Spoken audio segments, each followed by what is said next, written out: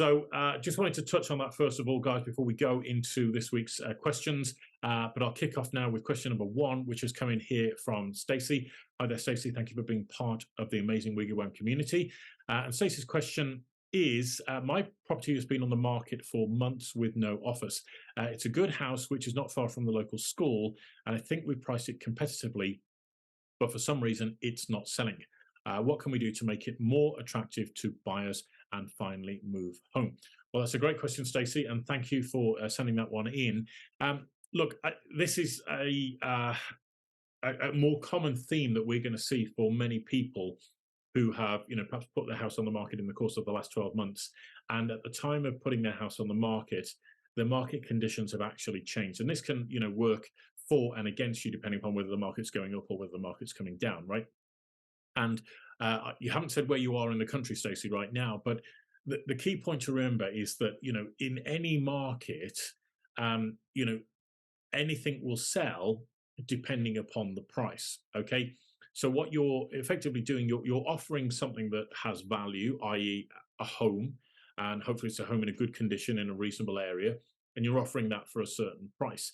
But what you've got to do is tempt somebody to go, do you know what, I'm prepared to commit to paying this much for that particular home, and I'm prepared to saddle myself with this much of a mortgage in order to be able to buy it, right? And that may or may not work for most buyers in the marketplace. Now, what do I mean by that? Well, it comes down to when the market changes, okay, this is where a lot of people who've been preparing for market shifts actually start to capitalize, because if they're cash buyers, they generally tend to step into the marketplace and have more choice because there's less buyers, okay? And what's happened in your situation, Stacey, is that, your property's been for sale for a while. The market conditions have changed. It's been put out to the list of buyers that I presume the estate agent thought they had at the time when they came to see you. And unfortunately, that hasn't hit the right note with them, or they've just decided to sit on their hands because of all the uncertainty in the marketplace at the moment. So you've now got to do something to attract buyers to you. And that might be looking at the front of the property or the curb appeal of the property, as I've talked about in previous videos. Does it look attractive? Does it look clean and tidy? And does it look tempting enough to get people to, get out of their car and actually come in and have a look at the property rather than driving past it from the outside and deciding that they don't like it? That's the first point to say. The second point is, what can you do to generate more interest? And a lot of people will go for a price reduction.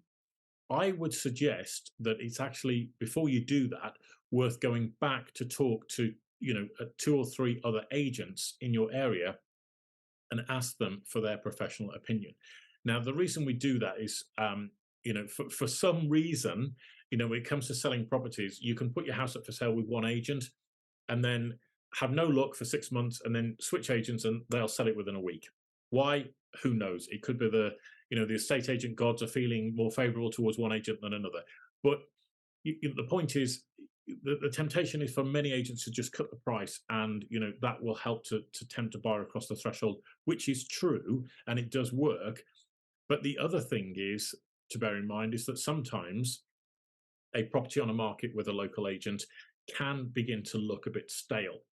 And so what goes on behind the scenes might be in that particular agent's office that they've got a little bit frustrated with not being able to sell it. They're not perhaps putting as much effort into the sale of the property as they perhaps should do, or the marketing of the property, because if they're on a no sale, no fee basis and they've been running up expenses trying to advertise the property and it hasn't sold, then you've got a bit of a problem there in terms of actually the motivation of the agent to sell it. So it could be that a more motivated agent comes on board and they decide that they can actually sell the property, push it out to the list and get it sold.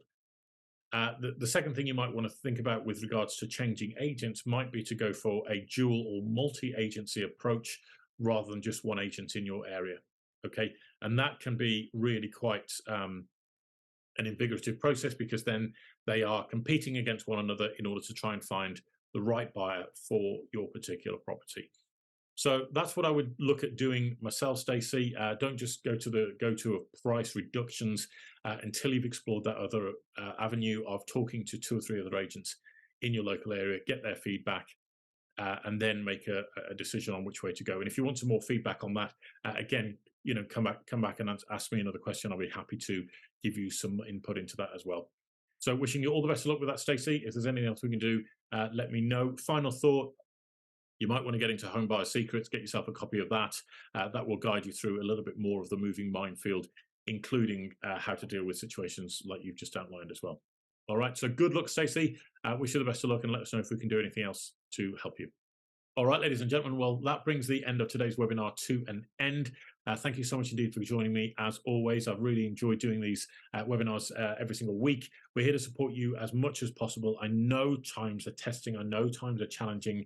If you are struggling in your business right now and you don't know who to talk to, respectfully, I'm going to suggest that you reach out to me and let me give you the benefit of some experience.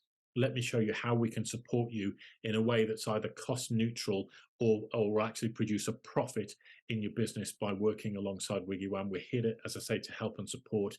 I'll do as much as I possibly can, as I have been doing for the agents that have come on board and solicitors that have been working with us recently. You'd be amazed at what we're actually giving away to help and support them in their business. So please do reach out to us. You can do that via our website, which is wiggywam.co.uk. There's a book demo button. Click that, book yourself in an appointment at a time that's convenient for you. We'll then have a chat and I'll show you exactly what's going on. I don't do the whole high pressure sales nonsense because I've experienced too much of that in the past, and I've done too much of that in the past, if I'm honest. It'll just be a straightforward chat. You tell me what you're struggling with. I'll guide you through what I think the solutions are. I'll show you how we can help you, or I will guide you to the right people if I think I can't help you, which I think is invaluable in today's market, if I do say so myself. And if we can work together, if we can genuinely help and support you, then we'll welcome you on board in a way that I think will be very different to other experiences that you've had in the industry so far. So that's my offer to you. Free guidance and advice and support, and a nice little chat, along with what I think will be a very different kind of working relationship than you're used to in the marketplace. All right. So if you want to reach out to me, say go to the website, wiggywam.co.uk. You can book a demo on that website there, or you can send us a question through to our email address, which is happytohelp@wiggywam.co.uk. That's happytohelp@wiggywam.co.uk. Or you can go to our Twitter handle, which is at WiggyWam_UK. So that's at WiggyWam_UK. And you can tweet us there or send us a message via Twitter, and we'll be delighted to answer your questions in the future. All right, so that's it for me, guys. Thank you so much indeed for joining me. I look forward to welcoming you on another webinar in the future very soon. You take care. God bless. Bye-bye.